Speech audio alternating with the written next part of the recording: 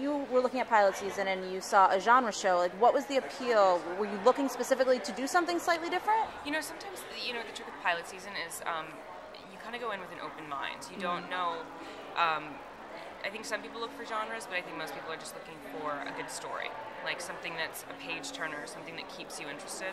And you know, I go through phases like anyone else, and you'll go through like just you're really into that superhero, like powers and sci-fi genre, and it stood out to me, and it seemed like something that I would watch, and I think that's sort of the first step in the right direction when you're like, I think this is worth pursuing. So, right.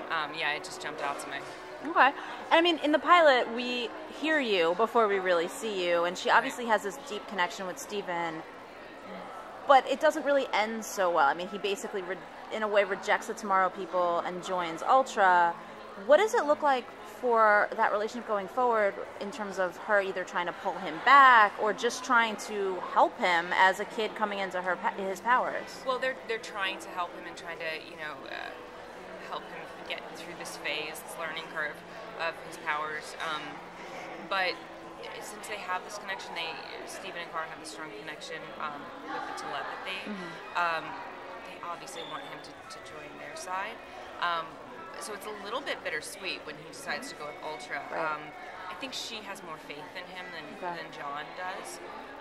So she's kind of going on faith that you know it'll all work out. But what he's doing is extremely dangerous, and it's sort of playing with fire. And I think she hopes for the best, but they're preparing for the worst.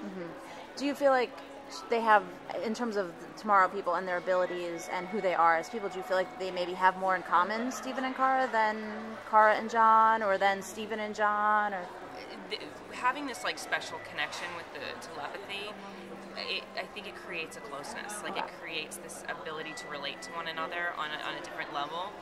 So Steven and Cara having that, it's definitely something that maybe John and Cara don't have together, or John will never have with Steven. And, you know, boys will be boys, and there'll be a bit of a competition between the two of them for a lot of things. Well, I was going to say, it seems like that's the automatic love triangle right there. Right, so. right. So, you know, you'll see a lot of friction with them, but that's sort of the battle that Cara has with her feelings. It's like she has this kind of automatic closeness with Steven just based on the telepathy connection, but then she's with John. So, right. Decisions.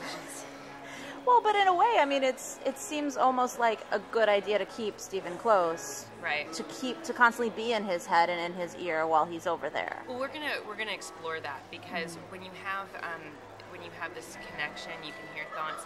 It also can be very dangerous when working with Ultra, and that's sort of where we pick up, because if he's with Ultra, then if they sort of hack into his mind, right, it's a connection to us, and we're hiding, and we're trying to keep the information secret.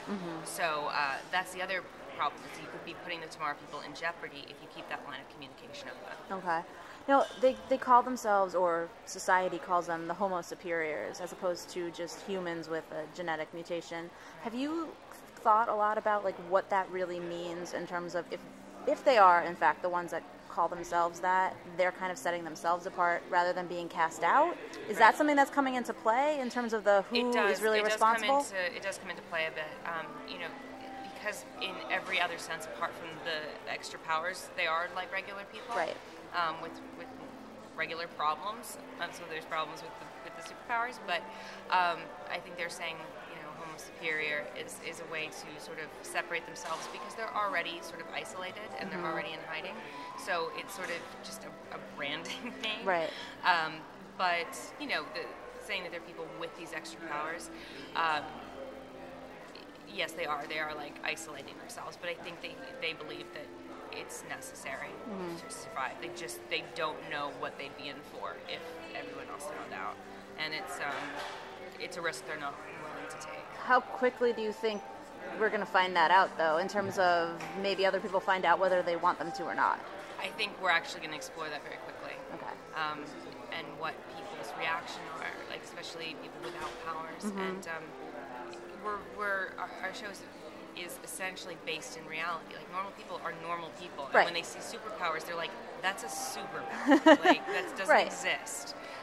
So it should be interesting to see how certain human characters, how they would react to knowing that this is happening or happening to somebody they know.